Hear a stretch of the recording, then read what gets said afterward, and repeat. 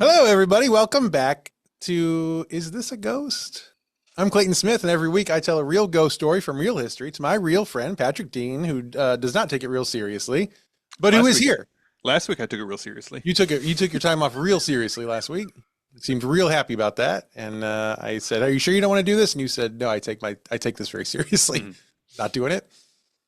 It's funny. So obviously last week, as the listener flies, was when I did the show with Ryan. We were live together in Chicago. But I didn't at that point. I was so busy, like doing the C2E2 stuff and like just running around like Chicago and everything. Like I was so busy. It kind of slipped my mind that the episode before that one was the April Fool's episode. And I didn't mention it.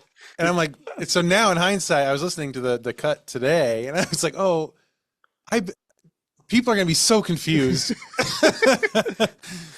Because we had, of course, the April Fool's episode, which we'll talk about that in a second, backfired a bit. But that was not a regular episode. And then the next week it's Ryan's here and not Patrick's gone. Yep. And people get really, when you're not here or when you make jokes about, and I say jokes about not doing this anymore, people get really nervous. Oh, no, I believe it. Yeah. So you're here. You're back. This is a normal episode. We're still going. We're doing it still. It's like whenever I tell my kids I'll probably be home from work today, they get real nervous because they know you probably will be. Yeah, of course he will probably, right? But like all of his stuff is here. But Daddy's got his own money, and Daddy can buy new stuff. And Daddy brought his laptop with him to work, so and that's the only thing he needs. So the April Fool's episode now was 2 weeks ago, which of course, as you know, we did the Get Wrecked, the train wreck, and it backfired a bit in the sense that I heard from a lot of people who were like, "Can this be the podcast now?" I think you've run out of ghosts. So and I said, no, we've got lots of ghosts left. And they said, no, listen, I think you've run out of ghosts. So it was very successful, I think. Well done, Pat. Thank you. Well done, Jen, on the notes. Yeah. It was a real team effort there. But anyway, so Ryan was here, and that was probably confusing. But this is now it's real. Now it's us. Now we're back, baby. And we're never going on break again. We're back, and it's not a ghost. It's going to be this one is a ghost. This time it is. We'll see. Okay. Hey, we had the distinct pleasure of hanging out in person last week. We did. We touched that was really, skin. And it was nice. You wore that same shirt. Yeah, I didn't want to. I mean, it still kind of smells like you a little bit, so I figured. Yeah. You want to ride this one out. It's very touching and strange. It was good to see you guys. And then it was also good to see Project Hail Mary. In theater. We finally did an iTag movie together. I know. People got so mad at the fact that we were live blogging it the whole time. They were like, they were like, "Can you just turn your lights off?" Yeah. Why are you zooming together? You're in the same room. Will you please stop? Didn't like it. It's pretty good. What do you think the movie, now that you've had some time to process, what do you think? I liked it. It's, classic, read the book first, then you see the movie, and then all you see in the movie is like the stuff that's missing. Yeah. So there was a little bit of that phenomenon. I thought the movie itself was excellent. Yeah. A really nice job. It would in Amy, she also watched it with us. She had not read the book, didn't know literally anything about it. Didn't even realize Didn't know that Ryan Gosling was in it. We got in the parking lot. She saw the poster and was like, oh, maybe this looks good. Maybe I will like this. Yeah, okay. Not? Yeah. This is some nerdy shit, but I can get wet for a couple hours. That was just me. Yeah. The guys that clean up, I'm sure the guys that clean up the theater afterwards are just like, oh yeah. Again, it's in just those big yellow sobbing. hazmat suits. Yeah. Where was I going with this? Yes. So it was neat to get her perspective as well, because there were quite a few questions over the next couple of days, like, hey, in the movie, why didn't they just do this? I'm like, well, that's actually a good question. That's actually a really good question. So Andy Weir is the author of the book. He's tricky because he gets so deep into like the math behind things, and it's the way he does it is so fast. I don't know how he makes math and physics so fucking fascinating. He's truly wonderful. But it is like you get so sucked into like, well, of course, oh my gosh, I'm down this rabbit hole. It's like, what if he just used a paper clip on this thing. You're like, oh gosh, that's a great point. That Andy didn't really give me space to entertain. No. But man, it was good. I'm also reading a bunch of like hard sci-fi stuff right now as well. So there's a lot of like time dilation and things like that going on in other books I'm reading. So whenever I see a movie and I just think this movie should really be 7 hours long and get into like the philosophical side of time dilation when traveling. Love to know more about it because I know that it exists. I've read books about it. I've seen what's the Christopher Nolan Interstellar. I saw that. I understand that it exists. I really need space to wrap my head around it. And like when you're in entertainment media, you know, it just goes like you go so fast. Yeah. I don't have time to really kind of internalize what the fuck is going on with our universe. It feels important. I do appreciate that Flight of the Navigator was such a touchstone film from the 80s because that explains time dilation. Not great, but at least you can explain to people, oh, hey, it's like in Flight of the Navigator. And they'll just kind of accept it most of the time. Like, That's true. Yeah, I remember that. Yeah, he came back. And his brother was older. That was weird. Yeah. Yeah. They were, God, the 80s were ahead of their time in so many ways. God, that movie. So good. That's the scalloped clamshell spaceship. Coolest, still the coolest spaceship on the block. Absolutely. You fly it by just like moving your hands on the little pads. Oh, fuck. Yeah, that's great. All right, we have a new live blogging movie we have to watch. We have such a list. All right, I'm gonna put it on the list. Hold on. Where'd my list go? That's you know what? I've lost interest. Okay. So what? Before we get started, the other thing I want to say is that, friends, listen, if you're not listening to Ghost Plus, you should do it. And I know you don't want to hear me say it, but listen, last week, of course, Ryan and I did the show. Ryan and I do a show about every other week on Ghost Plus called The Smith Show. And it's like that, but shorter and fewer ghosts. And it's really fun. You can listen to it there. I did the count. I think as this episode comes out, we will be at 14 or 15 brand new, never before heard bonus episodes just this calendar year. We're really cranking out the content over there. Yeah, we got Smith shows, we got Ghosties, we got a bunch of guest people. Also, pretty exciting news. Tim Riel, who is the host of Codenames Live, not the host of Codenames Live. Host of Codenames Live. Host of Codenames Live. He has agreed to come on. He's going to do every other Ghostie with us, with me. Not with you. And he's a blast. And the one episode we did together was a 90-minute episode almost, which is way too long especially for a short ghost story. But it was just so much fun. We had a blast. So he's going to do it a lot. Megan's going to come back and do some. Aaron and I are going to record one tomorrow. That's finally happening. It's really, really fun. Jen Swanson does some. We have actually one of our favorite listeners, Caroline Jones, is going to we're sitting in and recording a few together coming up. So it's this really fun rotating cast of characters coming in and doing these shows. And you only get to hear them if you're on Ghost Plus. And that's $5.99 a month. And Ryan and I decided, so we had an old show. I don't know, Pat, you probably remember this, but I don't know. Ryan and I did a show once called Adult Harder. I recall Adult Harder. Yes. We had like 50 or 60 episodes. It was just Ryan and me talking about how to adult better. And that has now been pulled. It's been scraped from the internet, and it's going to become Ghost Plus content. Oh, he took it behind the paywall. Well, took it behind the paywall. This finally going to make some money off of that. This is what you all get. That's right. It's really fun. Ryan and I, it gets really weird. And we talk about sorts of things like how to go to the doctor better, how to find a job and keep it. We talk about how to raise kids good.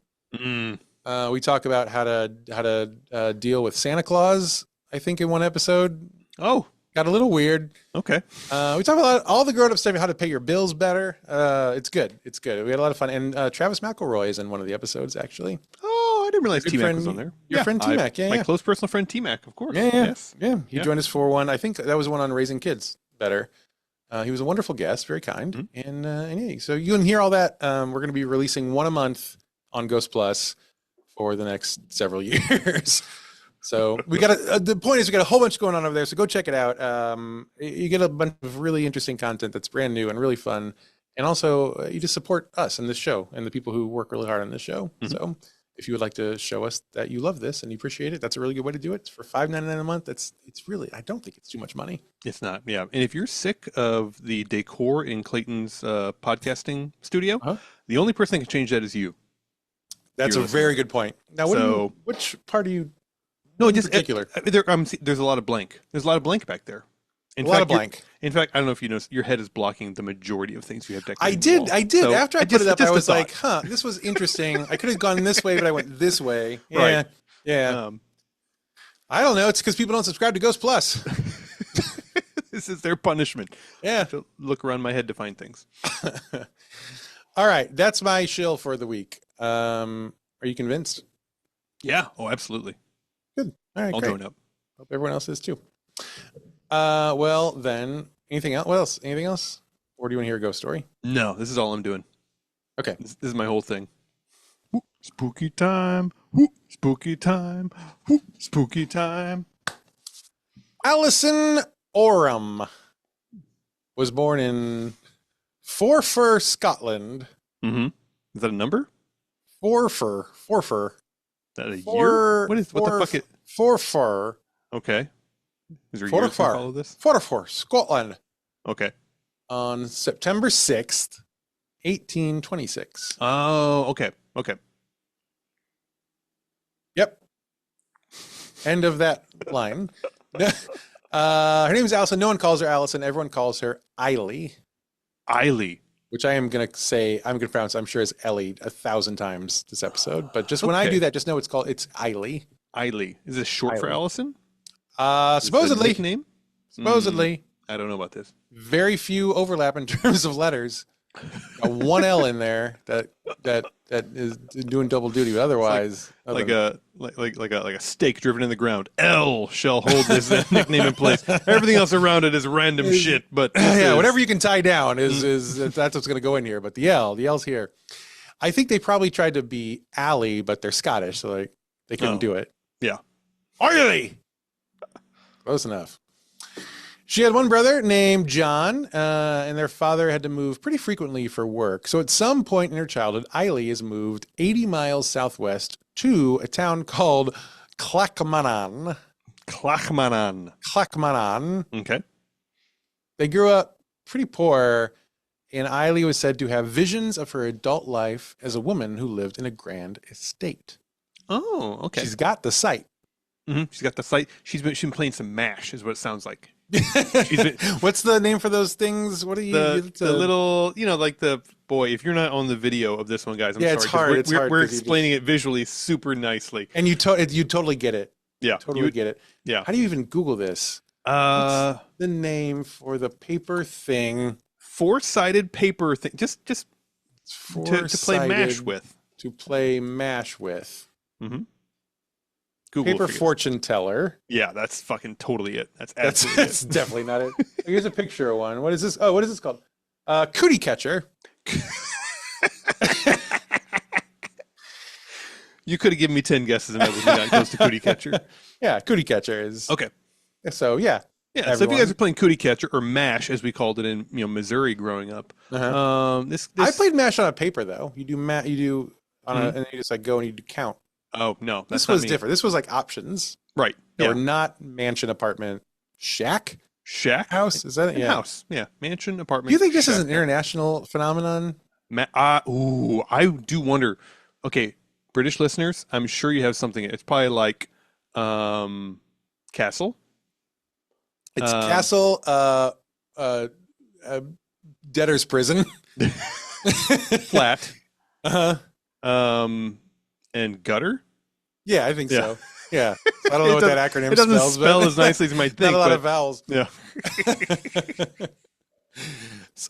Anyway, but she has vision, and she's not just imagining herself as a woman in a grand estate. She's like, these are true visions. Oh, like vivid. Yes. Like vivid visions. Yeah. So she's got the sight, as they say. Okay. Now, this will come into play later, but when she was 15, she marries a man named Stephen Hunter. 15's pretty young to get married. Not in these days, but nowadays it's on the young side. Yes. Yeah, I would. So they get married in the Church of Scotland, which is which allows surprising. Yeah. Right. They're in Scotland, so it makes sense. That's fine.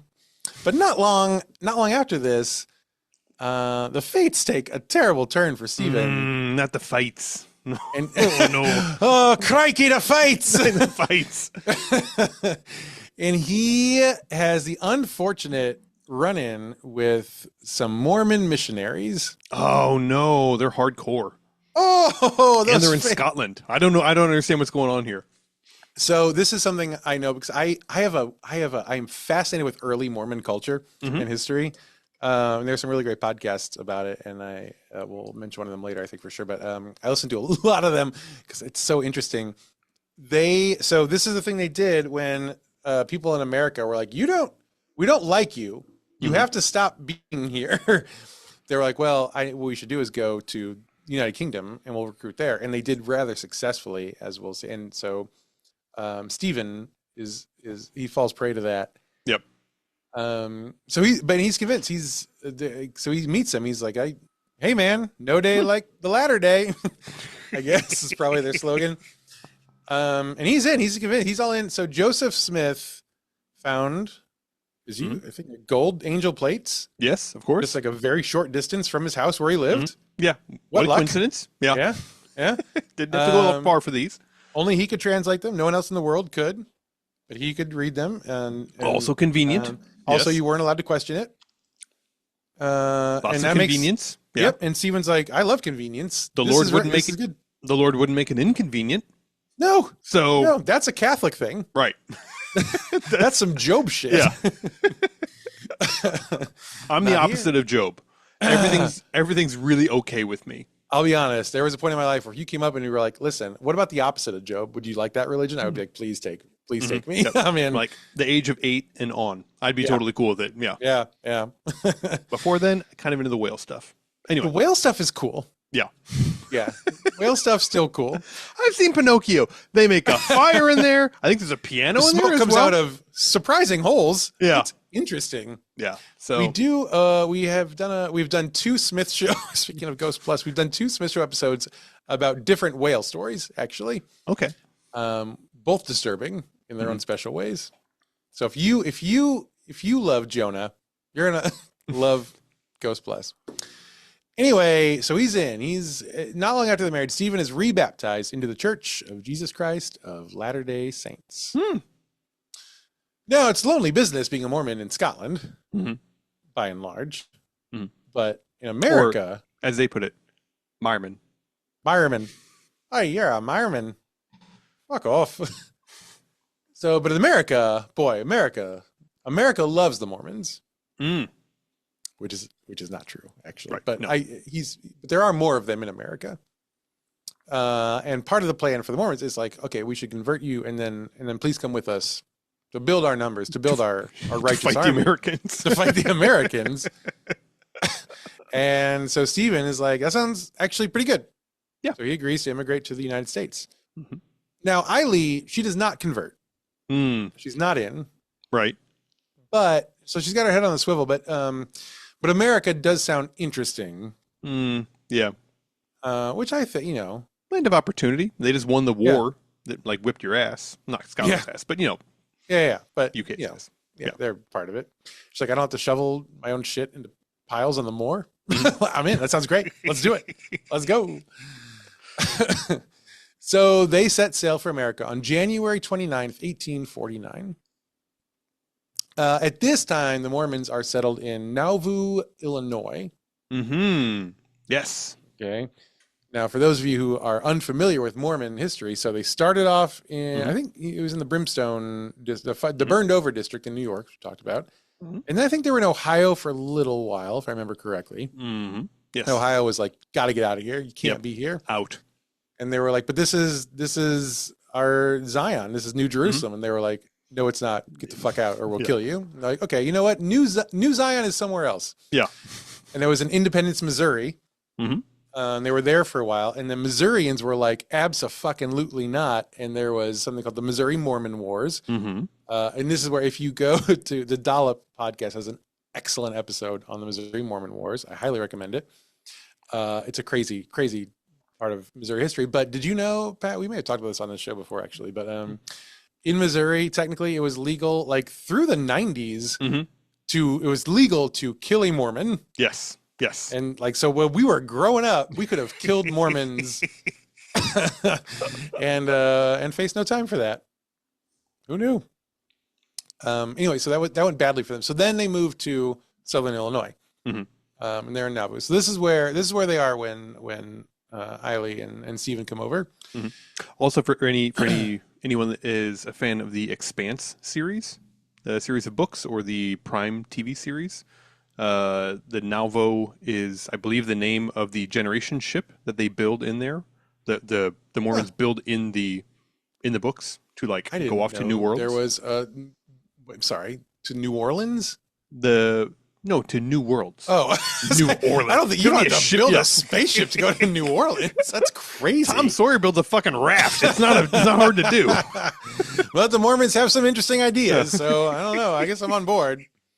I didn't know there was I've heard of the Expanse. I don't know anything about it, obviously, because I would have, latched right on to Space Mormons. Fantastic series. If you have the capacity to read 5,000-6,000 pages of sci-fi, it could be a thing for you. Waning. And I've fallen off my chair. Okay, but anyway, so they move there, but Nauvoo is where Joseph Smith was actually murdered by an angry mob, and Brigham Young stepped in as overlord of the Mormon faith. I don't think overlord was their word for it. That was our word for it. But anyway, so at this point, so they're in Illinois but then Brigham Young comes up and he's like, "Hey, everyone, they want to kill us here also. This is not Zion. We were wrong again. Actually, Zion is in the fucking desert. Let's go really far away from people, and that's where we will be happy." Yet more convenience that God has bestowed upon us. Zion has been moved to the middle of the desert. Thank you so much. Yeah, I think all the convenience, it was sucked up pretty quickly by Joseph. He took it all. Yeah. There was no more left to balance out for the rest of Mormonism. So they go to the desert. I'll just say, so Eiley and Stephen, they come all this way to Illinois, and it's fine. But then it's like, now they have to uproot again and go to the desert, which is not, that's cool. That's not like, and they're Scottish, so they're not built for this. It's a pretty soggy place. Yeah, they're not a desert going people. If there was an opposite of desert going people, it's the Scots. It's the Scots, for sure. Absolutely. So they do this. It's all very taxing on Eiley.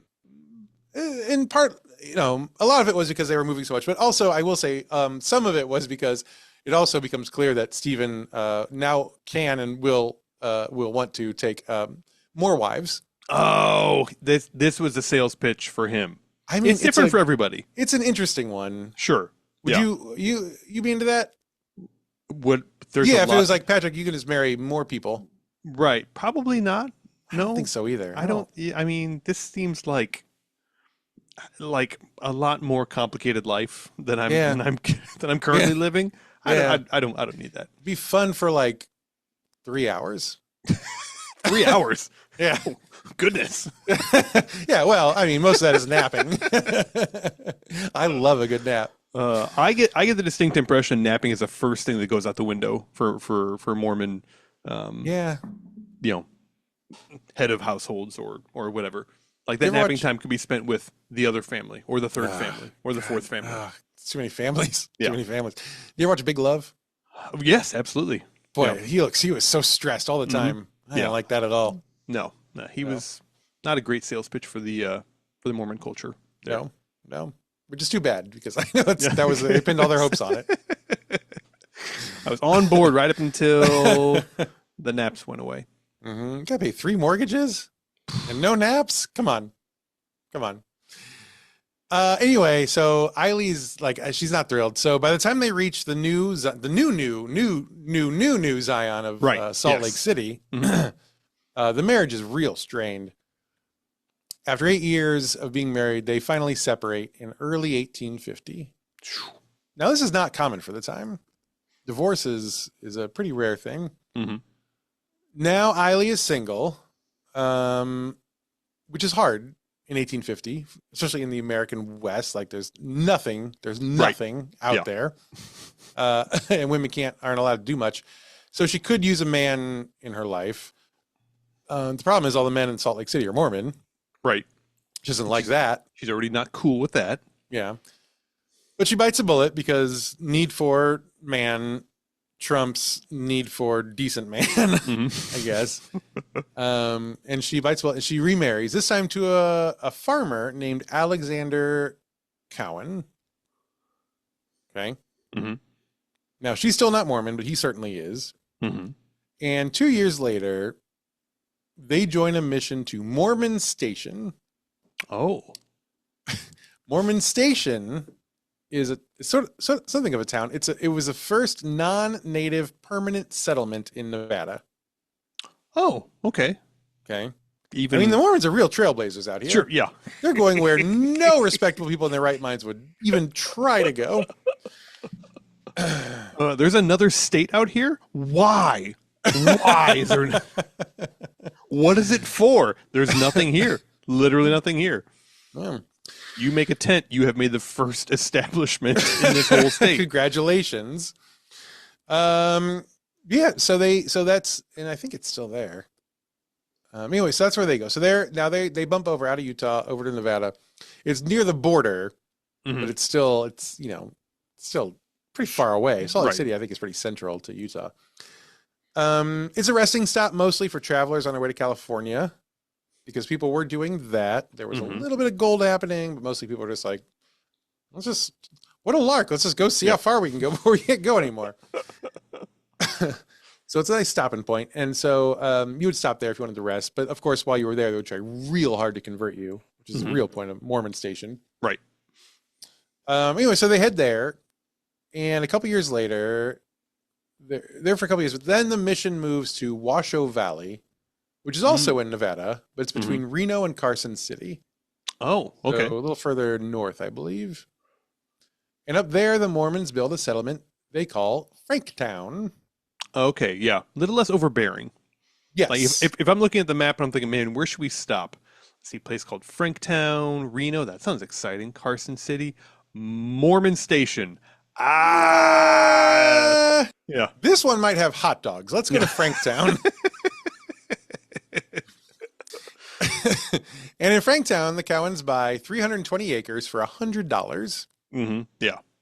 I think they got swindled. Do you want to know how much that is today? Before you say that? It's probably still worth $100 in that area of Nevada, I would imagine.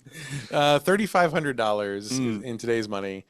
320 acres is a lot. Now, I don't know what the fuck you do with 320 acres in the desert. We're still talking about like the price of one meal per acre. This is yeah, pretty much. So they lived there for 2 years. But then in 1857, the Utah War breaks out. Now, are you familiar with the Utah War? I am not. We're a little far west for the Civil War to be part of these people's lives. So this is just like some independent war. And this is a little bit before Civil War by a few years too. So this is 57, you said? 57, yeah. Okay. Civil War is what, 61? 61 to 5, yeah, something like that. So it's a little bit before. So, but the Utah War, certainly not about slavery. Well, maybe you know it by a different name because it has several. So the Utah War is also known as the Utah Expedition. And you let me know when you hit one that rings a bell. Okay. Yeah. Utah War, Utah Expedition, Utah Campaign, Buchanan's Blunder, the Mormon War, or the Mormon Rebellion. Any of those ring a bell? Buchanan's Rebellion? No, Buchanan's Blunder. Buchanan's Blunder? Okay. Which is it's great. It's the best one by far. The Mormon Rebellion. This was an armed confrontation between the U.S. government and Mormon settlers in Utah. So now the federal government is so far, I think it's mostly been states who have been like, you got to get out of here. Right. Yeah. Now the federal government of the United States is like, we have to stop this. So the U.S. government is taking on the Mormons, and the biggest campaign in this war was the Mountain Meadows Massacre. And this was a skirmish. This was an excursion. A skirmish that might have become a massacre. I don't know. Yeah, it's It relevant. depends on what side you're on. Hmm. This is where Mormon militia members disarmed and murdered about 120 settlers traveling to California. Not And winning hearts and minds. Not winning hearts and that's minds not with this. that's not how you convert. Yeah. Absolutely not. I think we've talked about this on the show before, but the Mormons had like this Mormon hit squad. Yes. Yeah, getting like Parker or something. It was so they had these very brutal assassins, which is crazy because like I've met a few folks who belong to the Mormon faith, and everyone I've met is they've been truly, genuinely the nicest people I've ever met, and they don't curse at all, which I don't trust, but I think it's very sweet. Right. Yeah. They weren't always so nice. So the Utah War is a whole thing. And Brigham Young at that point tells every Mormon he can find, he's like, come back. Yeah. we need you. Gotta protect Salt Lake City because that's where Brigham Young's money is. Ah, right. Yes. So that's important. So Alexander heeds the call and he returns to Utah and he says, come on, Eiley, we're going back to Salt Lake. And Eiley says, fuck off. I am not going back to Salt Lake. He says, what? But she's never really vibed with the Mormons, obviously. And now she's in Utah, or she's not in Utah. She's in Nevada. She's met people who aren't Mormon. Right. And she's like, oh, this is actually kind of better, I think. Yeah. This is a little more normal. Yeah. A little more normal. I'm still in the desert, still hate it. Mm-hmm. But I got a lot of land to hate, which is interesting, if not nice. And some people here are not Mormon. So she's like, you know what? Good luck, goodbye. And she gets her second divorce. Woof. Goodness. Again, very unheard of. Like Elizabeth Taylor. Yeah. Elizabeth Taylor of 19th century Mormonism. Uh-huh. Yeah, but it's several people in the running for that title. So it's tough. It's tough to pin down. Now, one issue is Franktown is now all but abandoned because everyone there, of course, this is the new Mormon mission spot. So they all go back to Salt Lake. So Eileen's like, well, this sucks. So she decides, she packs up and she moves to a mining camp in Gold Canyon. And this camp is in a town called Johntown. I've had enough of Franktown. Time for Johntown. She does have a type. And this proves to be a pretty good move, actually, because the area, it's called Gold Canyon today, but it was not then. Mm-hmm. You can probably guess why it's now called Gold Canyon. Yeah. The mining camp was pretty successful. Miners strike gold. And suddenly this camp is booming. Oh. They establish a new town called Gold Hill. Mm-hmm. And Eiley sees an opportunity and she opens up a boarding house, which is great. You've got a lot of transient people coming in to mine for a while, maybe for a few years. They need a place to live. They're not going to buy a house. Pockets full of gold nuggets. Yep. You're in good shape. So she is suddenly just like printing money. It's great. Good for her. Good for her. Yes. What is she, like 25 years old at this point? Pretty old, yeah. I think 20. So she takes some of that money. She buys up a few small mining claims, like very small, but several of them, just to have them here and there. She also starts engaging in fortune telling. She's always had the sight, right? And now she's putting it to work. And she special orders something from Scotland called a peepstone. Okay, is this also like a coochie catcher, or is it? Yeah, except you peep into it and you see a coochie. You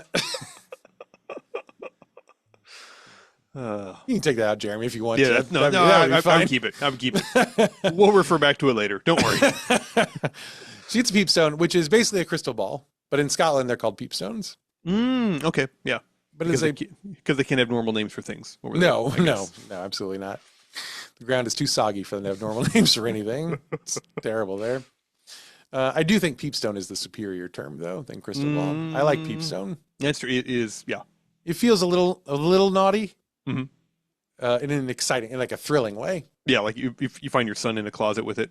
Yeah. Like, what are you looking at? Is that grandma? No. Grandma's future? Oh, no.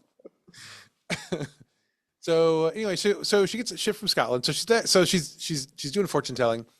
So now she's got the boarding house making money. She's got some small mining claims. She's got the fortune telling racket going on. She's doing the wash of a lot of miners, which they pay a lot of money for. Can't imagine that is anything but disgusting. I don't think it's pleasant, but Yeah. it probably is lucrative.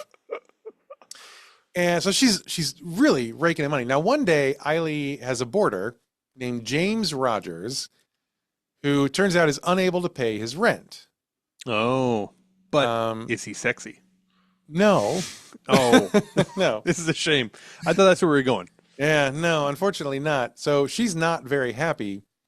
But James is like, okay, listen, instead of cash, what if I sign over a 10-foot claim of my own gold mining stake? Oh, okay. Which, now 10 feet is not much. It's more than my hands are, but it's not too much more. Yeah. But it's something. So she's like, all right, well, fuck off. I guess so. So she accepts it. Now, she adds another 10 feet to her gold mining little mini empire here. But the important thing here is not only does it turn out to be actually a pretty productive claim, which is awesome. Good for her. She wins on that. But more importantly, the adjacent 10-foot claim is owned by a man named Lemuel Sanford Bowers. He goes by the name Sandy because Lemuel is a terrible name for a human person. So he's saying, now Sandy is a mule skinner from Missouri. Oh, hey. Yeah. Good old boy. You know what a mule skinner is? I would assume some of the butcher's mules. That's all I can think of. You would think. Actually, a teamster. Oh, okay. Which is better than a mule butcher, but more upsetting in the sense that now I don't think I like how they used to drive mules back then. But he drove wagons, basically, from Missouri. And now they have like kind of abutting claims here. Abutting. Boop, boop. Butt stuff. Eiley and Sandy meet, and there's a spark. Ah, okay. Right. So this is the I was love waiting. Yeah. I knew there was love. Eiley deserves love. Yeah. It's here. It's here. I was thinking it was the dude that was going to try and pay for his wash with his body, but no. Will you rip these clothes off of me while you wash them? No, I won't. Ignore the sores for both of our sakes. I haven't had fruit in 3 years. But no, so she and Sandy there's something there. They, quote, joined their mining claims and lives when they were married in Gold Hill. Sounds insufferable. Okay. Yep. Third time's a charm, though. So things are going actually pretty well. And then Henry Comstock discovers a huge gold vein in Virginia City, Nevada. He drops his load. Yep. Got that swallow down right before you said it, which was perfect timing. Now, we've talked about the Comstock load before on this show also. So it's a big deal. It's a real big deal. Shut up. God. Like a 12. Why don't you go get your peepstone, you pervert? So it's I think the Comstock lode ends up being the biggest silver mine in history. Is that? Don't look at like that. Stop looking at me like that. Stop making that face. I want to hear more about it. I want to hear more about it. You know, I know it's gonna. It just lands on everything. It just goes out there, and it's just it's so big. It just coats everything, and yeah, iridescent.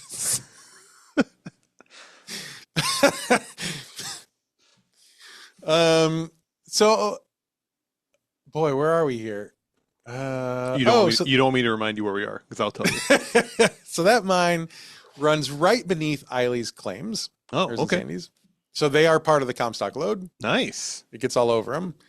And so Eiley and Sandy's claims turn out to be some of the richest seams of silver ore in Nevada history. Oh, wow. And as a bonus, the silver ore on their little property there, their claims, it was actually really close to the surface. So close, they didn't even need to invest in machinery to mine it. Oh. They could just dig it out by hand. Just crazy. Like, the luck of this shit is insane. How did nobody find this before? It's just shining in the sun. And so they are just rolling in cash now. They're doing it. So on June 28th, 1860, Eiley gives birth to a son. Hey, good for her. John Jasper Bowers. Okay. John Jasper Jasper Bowers. Do, do, do. Yeah. He dies after 2 months. He dies before he can even get the song out. Yeah. But they're not. They try again, and next year they do give birth to a little girl named Teresa Fortunatus Bowers. I like this. Yes. Yes. Good fortune. Better than Good Peepstone. fortune, witch hunters! As they say in Wicked. Sorry, go on. You were saying something. No. I was going to say, I would have said Teresa Peepstone, but that's fine too. Yeah. Fortunatus is actually Greek for peepstone. And the translation is actually like sex rock. Yeah. But yeah, Fortunatus sounds a little better. So she's born on June 16th, 1861, almost exactly 1 year after her deceased brother. And she does fine. She's good. For 3 months. Then she dies. Oh, I was in her court. I was in her corner.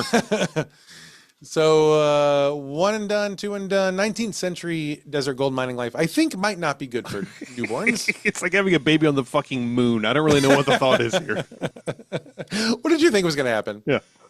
This is obviously terrible, as I think our conversation about it has indicated. Now the Bowers they try to distract themselves from the fact they've lost 2 children in very quick succession by building a grand mansion, which is a time-tested, tried and true way to start a ghost story. Yes. If this show has taught me one thing, it's like if you try to assuage your sadness by building a huge fucking house, you're going to be a ghost in that house for sure. But they built a big mansion on the old Cowan Ranch in Washoe Valley, her old home. Because when Eiley got divorced from Alexander, she got half of the 320 acres. Hey, okay. Which is good. It's good. I mean, it's still not fucking shit out there, but pretty good. So they start building a house, which will become known as the Bowers Mansion. Just like she'd always dreamed. Yeah, I think it's probably right. It was designed by a man named J. Neely Johnson, who was a former governor of California. Oh. And also an architect, I guess. Now, the design for this was based on Eiley's memories of homes back from Scotland, but with Georgian and Italian architectural influences. Yes, of course. Yeah, which pairs real naturally, I bet, with Scottish mud heaps. It cost $400,000 to build back then. So the land was like $50, and then they spent. The house is it's an outsize in terms of budgetary value here for sure. Today that's about $13 million. I got a picture here for you. Here is the house today. Oh, they have trees. I wasn't expecting trees for some reason. The trees are surprising. That was probably a few million of the 13. Yeah. Yeah. Trees to grow in sand. Yeah. This is a house. I don't know. It's nice. It's blocky. Yes. If this was your taste, this is the epitome of blocky house taste. Yes. Absolutely. If you love Minecraft, you will love this house. This is definitely the first Minecraft house you show your mom. This is absolutely the one. See, Mom, it's great. Do you like it? I haven't wasted my life. No, not at all. This is why I've been in the basement for 6 hours today. Now I do like there's I think we say 3 porches really, because this looks like there's residents up here. Expansive porches, which I do genuinely like a lot. That's great. Like that. The stone here looks gorgeous. Like they did a nice tasteful choice of this white stone. It's a cube. Yeah. And end of that. Yeah. Very cubey. Yeah. That's a house. No, it's fine. Bigger than my house. Sure. Which is good. But your house does have angles, which is nice. I like angles. Yeah. I like angles a lot. Now, so they build this house, but of course they can't, they're not going to like, these are rich people. They're not going to like order furniture out of a catalog. No. They're not going to Sears. It's for plebs. Right. You're going to go to another country and steal furniture from there and bring it back with you. I don't know if you're going to steal it, but you're definitely going to Europe to buy furniture. You're going on a furniture buying tour across the globe. And so they go on a grand European adventure to buy the furniture, and they have it floated over by the Titanic or whatever. Whatever boats are coming over. They are abroad buying furniture for about a year. Goodness. I feel exhausted when I'm in IKEA for like 3 hours. I cannot imagine. Man, IKEA it's a lot. Mm-hmm. It's a lot. Even with the meatballs, it's a lot. It's a lot. I will say IKEA is great. Right. One of the many things they do very well is when you walk in the door, before you even go up into the show floor, the first level of the show floor, you've got the child care center. Yes. You just you jettison those children immediately and you don't see them again until you've packed the car. It's pretty smart. And you get 4 miles down the road and you think, fuck. I think it's we had more space in here for boxes than I thought. Yeah. You come Why back and is you're like, that? no, all the seats are occupied with boxes. I think it's okay. Okay. And you know what? We'll come back later. Yeah. We'll drop Do you everything do off at home. overnights? Yeah. So they're there for about a year. Now, while they're in England, Eiley requests an audience with Queen Victoria. Sure. Because when you've got that money, it is like if a Saudi oil prince comes over here and it's like, I want to meet with Trump. He's like, how much? And they're like, how much do you want? And he's like, let's meet. Just put a big gold skull on my desk. It'll be fine. Oh, okay. Yeah, we have lots of those, actually. I would love a real skull dipped in gold. Do you have those? That's all. That's the only one we have. Is there a different way to make them? I'm not sure. I don't think so. Do you think I haven't checked the news in the last 2 hours. Do you think he destroyed a civilization? I don't was promised. Think so. I mean, I'm looking out the window. Everything looks cool here. Well, I don't think he was destroying our civilization, but I would think, I chain reaction. I guess you're thinking of, yeah. I guess we'll see when the show's over. I mean, it's interesting to think about, like, how fucking insane. Like, truly, he's a fucking lunatic. He's so old and dementia-ridden and terrible and bad. Right, yeah, but capital gains taxes, Clayton. I mean, like we could reduce capital gains taxes by 2 to 3 points. It's interesting. Isn't that worth it? My tax return, I got money back this year, and I was not expecting it. And I thought, well, maybe genocide is okay. You know, maybe genocide is worth $750. Yeah, I could do a lot. I could buy a lot of Mario with that. So maybe it's worth it. Anyway, so she wants an audience with Queen Victoria. Now the Queen declines. Yeah. And this is, but not for the reason you might be thinking. Busyness? That's correct. That's correct in terms of what I thought you would think. And that's wrong. Oh. She declines because Eiley has been divorced twice. Oh, okay. These fucking prudes. English aristocracy. They don't like sex. Unless you want to come down here to get your head chopped off. I won't be. Then we're all in. We will absolutely. call everyone we know. We'll spend hours. But Eiley got her revenge for being snubbed from the Queen. She stole a clipping of ivy from Westminster Abbey and brought it back to Nevada. Huh. She planted it in the yard of her mansion. Where it immediately died. Because it's Nevada. Actually, we'll say this later, but it's still there. Wow. It's still growing. Good for her. Yeah. So she laughs last. Mm-hmm. And therefore laughs best, I'm told. So on the return trip to the U.S., they're heading back. Now, there was a pregnant woman on board the ship who ends up giving birth on the journey. Right. Which is that's not a great place to. I mean, the journey's probably longer than 9 months. So you could probably get knocked up in port. Yeah. And kind of be stuck. Yeah. Okay. Maybe. I don't know. Sure. Maybe. I just think, like, regardless of how it was planned, maybe she expected. I'm just saying, like, it's not a good, like, environment in which to give birth. You're rocking a lot, which I don't think is fun. It could help. It could help, actually. Oh, maybe. If you're in the rhythm of it. You know. That's true. That's true. I think the two of us should talk more about what makes good childbirth scenarios. I think people are probably not screaming. Is this why more people don't subscribe to Ghost Plus? It's not unrelated. Anyway, so this pregnant woman, she gives birth on the journey, and due to complications, the baby survives, but the mom unfortunately dies. Oh, so close. But Eiley and Sandy, they smell some opportunity. Because they do want a baby. Right. And they don't want to die on a boat, so it seems like this is the easiest way to do it. Correct. So they slip the captain a few bucks, and he turns the other way, and they adopt this baby. And they dump the mom into the ocean. And... I genuinely believe that is true. Neatly solving all problems introduced by the unfortunate passing of the mother of said baby. They return to Nevada with a new baby girl, who they name Persia after the ship. The ship is... Oh, okay. So there's a reason. There's a reason for the bad name. Right. It's okay. Yeah. They get back home. They're so happy to be back. The mansion is finished. It's gorgeous. They have so much furniture to move in. Life is great. Except, upon arriving home, they also learn that their silver mine has dried up completely. Oh, well.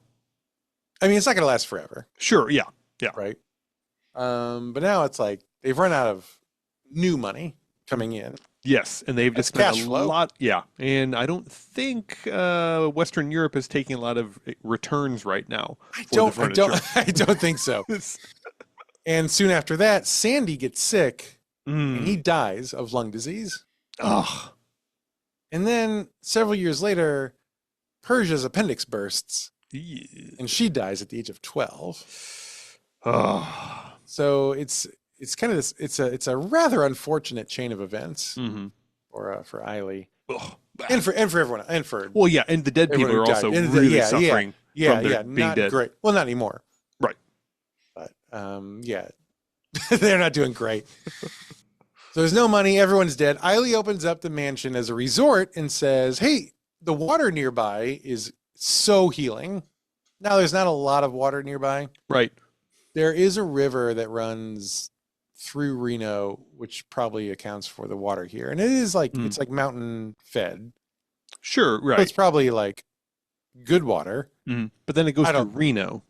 So yeah. So then it's like it's dirty sex water. Yeah.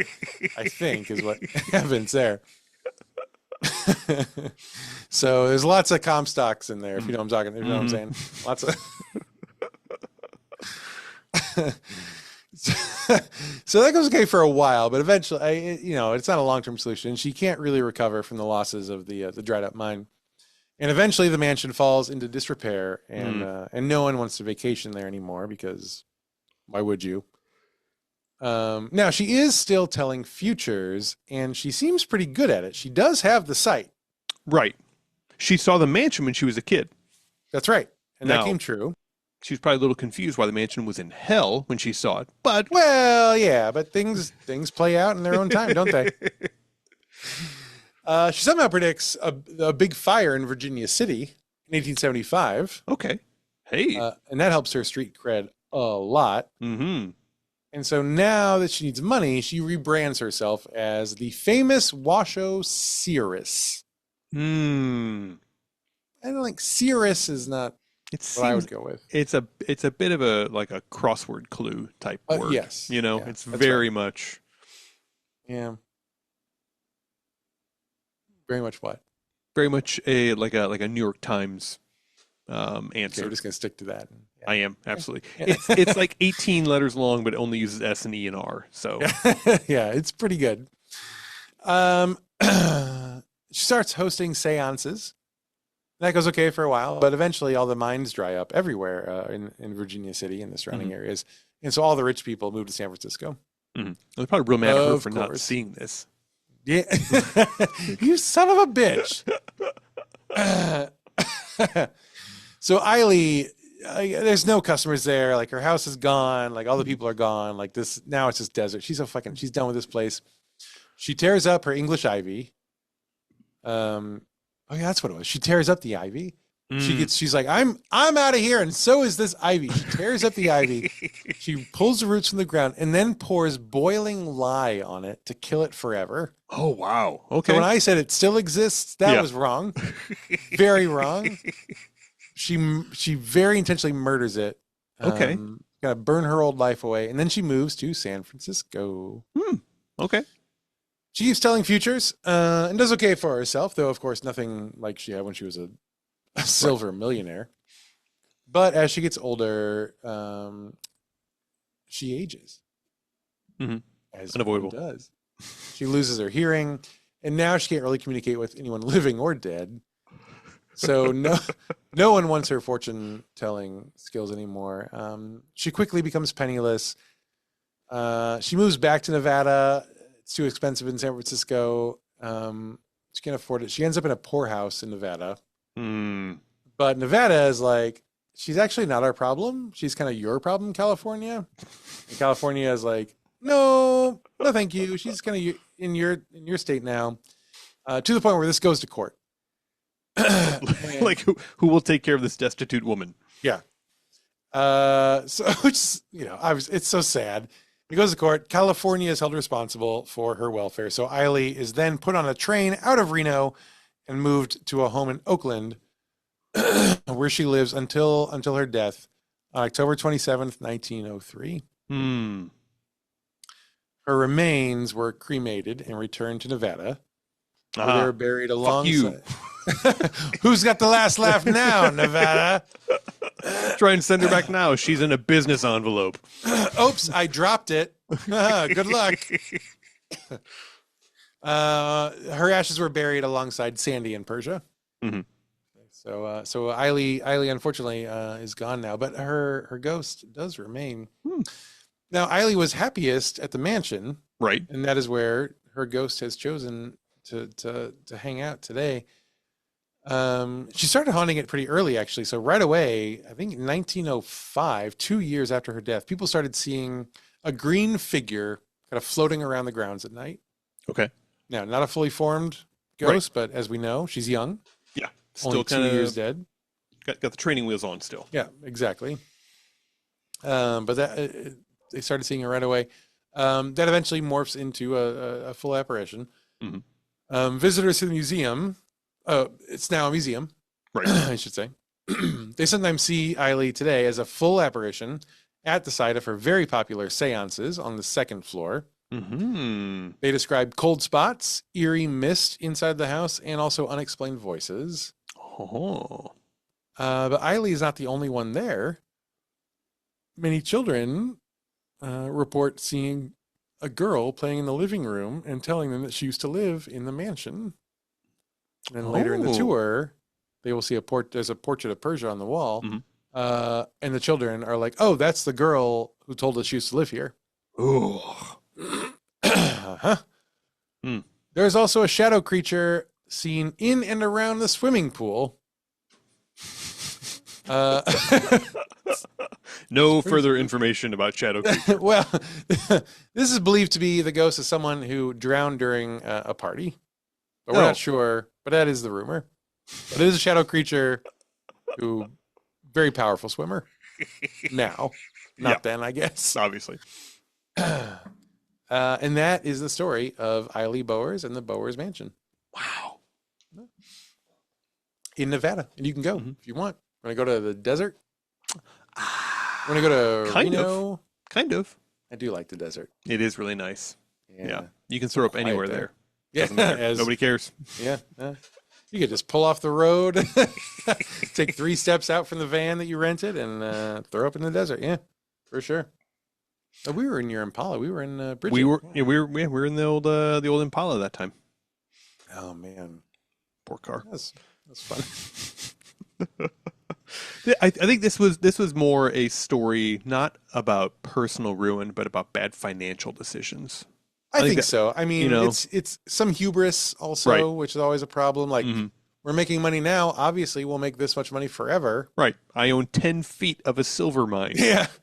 Well, in their defense, 20 feet once they got married. Oh, yeah, of course. Right. But you know how mining works because you're doing it. That's not a renewable resource. Mm-hmm. So I don't know. It's not a great way to do stuff. And then one of you gets sick and dies. Yeah. Like, that's short-sighted. Should have just stayed healthy and lived. You know? Well, any other thoughts? No, that's my high level. Pretty late at night, so I'm gonna wrap this up. Is This a Ghost is, as always, a production of Smith Show Media. All the notes this week were given by me, Clayton Smith. All the funny jokes were from Patrick Dean. And isn't it nice to have us back together again, doing a real show that we really do always? Our audio editor is Jeremy Montoya. Our video editor is Jen Swanson. Our social media manager is Jen Jones. Our merchandise is created in cooperation, in collaboration, in partnership, in tandem, in joint, hand in hand with Stephen Luna and with Fox and Quill Studio. And that's it for us this week. We'll see you next time. But until then, don't blow your Comstock load on a trip to Europe. Definitely. Because otherwise we are definitely going to be talking about you next week on Is This a Ghost?